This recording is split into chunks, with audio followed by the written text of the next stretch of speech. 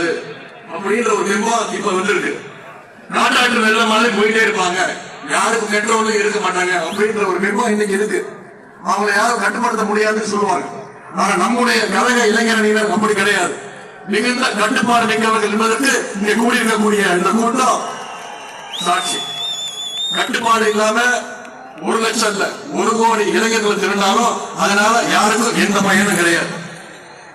அப்படிப்பட்ட கட்டுப்பாடு இல்லாத கூட்டத்தை வச்சுக்கிட்டு யாராலையும் எதையும் சாதிக்கவும் முடியாது. ஆனா உங்களை மாதிரி கட்டுப்பாடோடு இருக்கக்கூடிய இந்த கூட்டம் கொள்கை கூட்டம் கழகத்திற்கு மட்டுமல்ல, இன்னைக்கு ஒட்டுமொத்த தமிழ்நாட்டுக்குமே மிகப்பெரிய ஒரு பலம்னு என்னால உறுதியாக சொல்ல முடியும். மற்ற இயக்கத்திலாம் தொண்டர்கள் இருப்பாங்க, நிர்வாகிகள் இருப்பாங்க, தலைவர்கள் இருப்பாங்க, பொறுப்பாளர் இருப்பாங்க. ஆனா திமுகவில் மட்டும்தான் உண்மையான அன்போட உடன்பரப்பேன்னு கூப்பிடுற கூட்டம் நம்முடைய திமுகவில் மட்டும்தான் இருக்கு.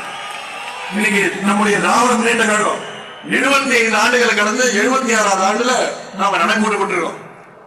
இந்த 75 ஆண்டுகள்ல உடன்பிறப்புகள் சிறைகளுக்கு போயிருக்காங்க, சித்திரவதைகளை அனுபவிச்சிருக்கிறாங்க. ஏன்